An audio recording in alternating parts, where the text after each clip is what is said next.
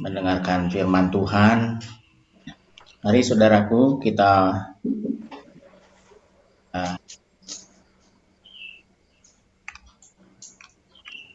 uh, saya hari ini mau kasih judul yaitu kuasa perkataan, saudaraku. Kenapa saya kasih kuasa perkataan? Ya, kita hari ini berdoa supaya kita tahu siapa kita gitu, dan perkataan kita harus kita tahu bahwa perkataan kita itu adalah sesuatu yang sangat berkuasa, sehingga apa yang kita doakan kita boleh raih kemenangan ataupun jawaban-jawaban yang dari Tuhan gitu ya. Mari saudara kita buka Imamat 27 ayat 11 dan 12 berkata demikian.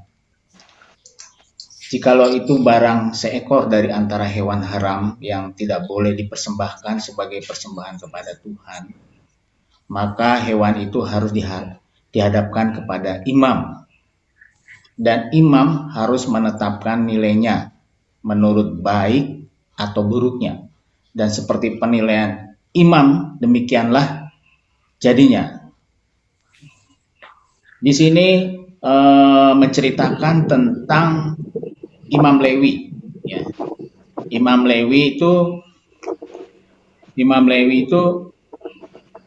dia punya perkataan luar biasa, saudaraku. Perkataannya itu sangat bermakna dan berotoritas atau berkuasa.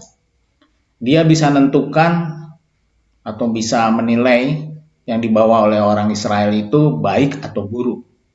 Berarti kita di sini lihat bahwa mereka punya perkataan yang luar biasa. Nanti kita mau belajar bahwa Anda dan saya adalah imam itu. Dan apa yang kita doakan itu punya nilai yang luar biasa. Kalau luar biasanya baik akan menghasilkan yang baik, yang luar biasanya buruk ya nggak akan menghasilkan, nggak menuai yang baik itu ya. Jadi kita harus selalu positif seperti belajar dari Filipi 4 ayat 8 ya. Mungkin hari ini saudara dan saya dengan orang lain berbeda.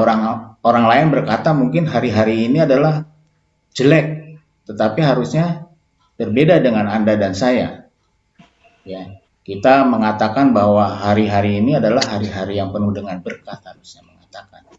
Karena kita percaya bahwa Tuhan itu menyertai kita. Jadi itu yang dikatakan bahwa kita memperkatakan kata-kata yang positif. Ya. Waktu kita berdoa bagi orang sakit, kita mengatakan bahwa ia sehat, ia akan sembuh. Bilu-bilu Yesus menyembuhkan orang itu. Itu contoh daripada kita lagi berdoa bagi orang sakit. Cuman perkataan kita itu datangnya dari iman kita atau ya hanya sekedarnya karena harus berdoa gitu ya. Karena dapat tugas untuk berdoa. Harusnya datang dari iman kita ya. Dari iman kita. Jadi saudaraku, sekarang kita mau lihat kok kita bisa dikatakan bahwa kita adalah imam. Ya. Imam itu yang menurut Yesus Kristus tentunya ya. Jadi punya otoritas untuk berkata-kata seperti orang Lewi itu. Ya. Coba kita lihat ya sebentar. Firman Tuhannya dari Wahyu 1 ayat 5 dan 6. Kita baca dari 5b-nya. Bagi Dia yang mengasihi kita dan yang telah melepaskan kita dari dosa kita oleh darahnya, yang telah membuat kita menjadi suatu kerajaan, menjadi imam-imam bagi Allah Bapanya. Bagi Dialah kemuliaan dan kuasa sampai selama-lamanya. Amin. Jadi saudaraku, kita adalah imam-imam bagi Allah Bapa Yesus Kristus. Pada waktu kita berdoa pagi-pagi, kita awali tadi dengan pujian dan penyembahan, dan sekarang adalah firman Tuhan. Kita akan mendengarkan firman-firman Tuhan itu sebagai janji-janji Tuhan atas solusi yang kita doakan. Nih, kita kasih contoh misalnya. Ya. Pernah dibawakan firman Tuhan dari Mazmur 91 ayat 15 dan 16. Dia berkata gini, bila ia berseru kepadaku, aku akan menjawab. Aku akan menyertai dia di dalam kesesakan. Aku akan meluputkannya dan memuliakannya. Dengan panjang umur akan kukenyangkan dia dan akan kuperlihatkan kepadanya keselamatan daripadaku. Ya. Itu firman Tuhan. Kita yang mendengar firman Tuhan, bahwa Tuhan itu, kalau kita percaya bahwa firman itu adalah berkuasa, maka kita akan mengatakannya, amin.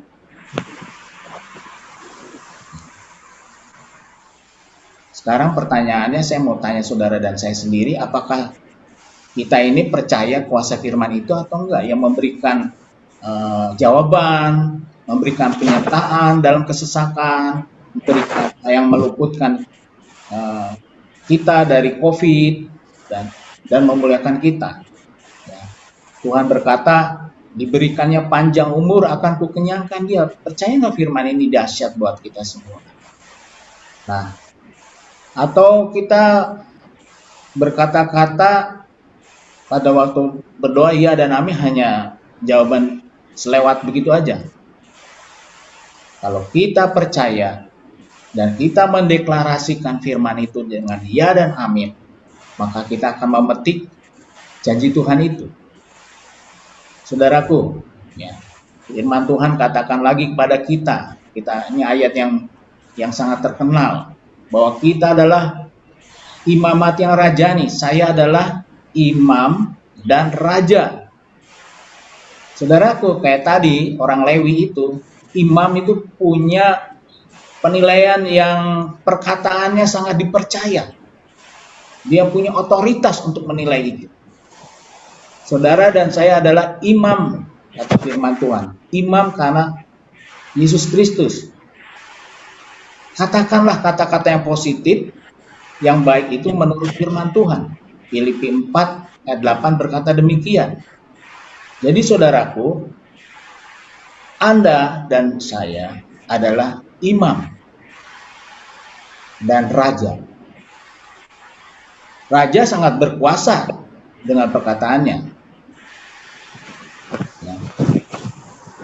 Ini firman Tuhan Pengkhotbah 8 ayat 4.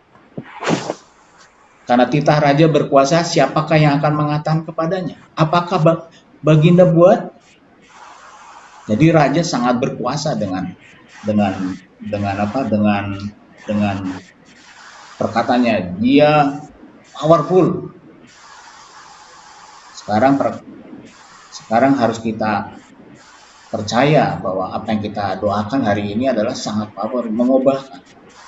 Ada satu kegerakan yang saya lihat nih 2 hari ini, jumlah orang berdoa semakin banyak.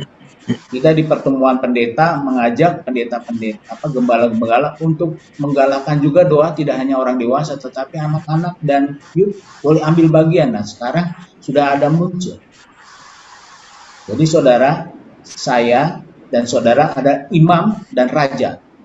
Imam yang bisa memperkatakan sesuai dengan firman Tuhan dan berkuasa.